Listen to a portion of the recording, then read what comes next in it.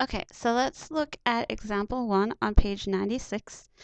And the question asks us to arrange from greatest to least. So we have three numbers. We have 5 radical 2, 2 radical 5, and 4 radical 3. So sometimes when I do these kind of questions, I kind of want to estimate. So just to review, 5 radical 2 really means 5 times radical 2. Um, Radical 2, so that's like the square root of 2. It's going to be a very small number. Okay, so basically 5 times a small number will give us a smallish number. Okay, and then if we have 2 times radical 5, mm, radical 5 is going to be about 2 point something. So 2 times 2 point something will be 4-ish, and then 4 times radical 3. Well, radical 3 is about 1 point something. So 4 times about 1 point something would be 4. So I'm guessing, if I had to guess the order, I would guess it like this. So 1, 2, 3, like that. But we don't want to guess. We actually want to figure those out.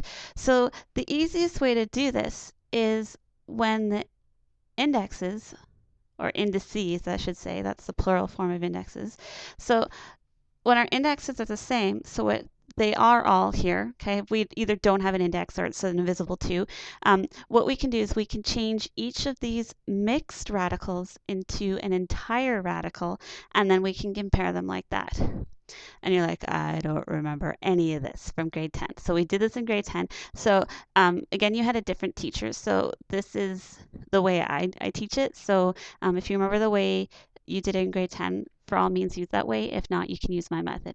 So what I mean by an entire radical is I want everything to be inside the radical. I want everything to be a radicand. So what I'm going to do is I'm going to move this 5 into the radical. And when I do that, I need to multiply 5 times itself 2 times. Where am I getting this 2? It's from this 2 right here. Okay, so I need to multiply 5 by itself 2 times and bring it on the inside. So what really happens here is 5 radical 2. We're going to move the 5 on the inside by multiplying by itself as many times as the index, like I said. So then 2 times 5, you can do that on your calculator, it's 50. And again, I'm going to do the same thing here. So I'm going to move 2 in the inside here. That means I'm going to multiply 2 times itself 2 times by what's already inside the radical. So I'm going to have 5 times 2 times 2. 5 times 2 is 10, times 2 is 20. And then finally, I'm going to, I have the 3 already in there. I'm going to bring the 4 inside. So I'm going to multiply the 4 times itself 4 times. And that becomes, well, 3 times 4 is 12, 12 times 4 is 48. So that becomes 48. So now it's really easy to compare these, right? We're going from greatest to least, so we're picking the biggest one. Well, the biggest number here is 50. That's going to give us the biggest radical. So again, this is the first biggest, this was the second biggest, this was the third biggest. So actually, our estimate wasn't too far off. Again, if you're like, I don't know how you did the estimate, you don't ever have to do the estimate. You can just do the question. So let's look at B. So B is 9 and the third root of 2, 11 and the third root of 2, and then 8 and the third root of 2. Okay, so there's something very special about this one. What I want to point out is the index and what's inside the radicand are the same in all the questions. So here's what I mean. I mean the third root of 2 appears in all of these questions. It appears here and here. So these are what we call like radicals. So what that means is in order to compare this one, all I have to do, oops, I don't want to do that. I want my magic pen. All I have to do is compare the outside numbers. So again, this trick only works when the other side, because they all have the third root of 2. So again, when I compare these, 11's the biggest. So I'm going to have 11 and the third root of 2. okay, will be the biggest. And then 9 is bigger than 8. And then 8 is the last one. So again, this was a special case. Why was it a special case? Well, because each of these radicals have the same index.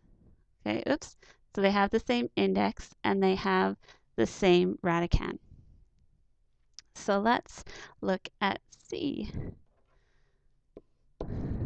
Okay, so C, we have 3 and the 4th root of 8. And then we have 4 and root 2. And then we have 3 and the 3rd root of 5. Okay, so here we don't have a nice quick way to do this. If you notice, the radicand's different for all of them.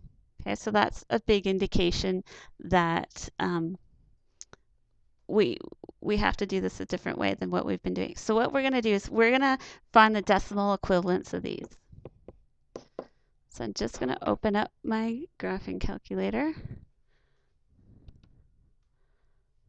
Check my time real quick. Okay, I will have time to do this. Okay, let's go back to our question. So, in order to put 3, the 4th root of 8, we go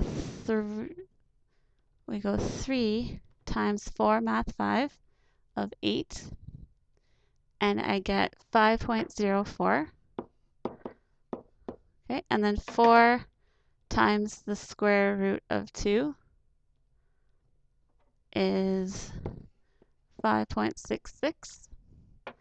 And then 3 times the 3rd root, so that's 3 math 5 of 5. And that's 5.13. So again, I'm rounding. So here it's clear to see 4 root 2 is the biggest, followed by 3 times the 3rd root of 5. Finally, 3 times the 4th root of 8. Okay, so I'm going to pause there. Our next video, we're going to look at Check Your Understanding number 2.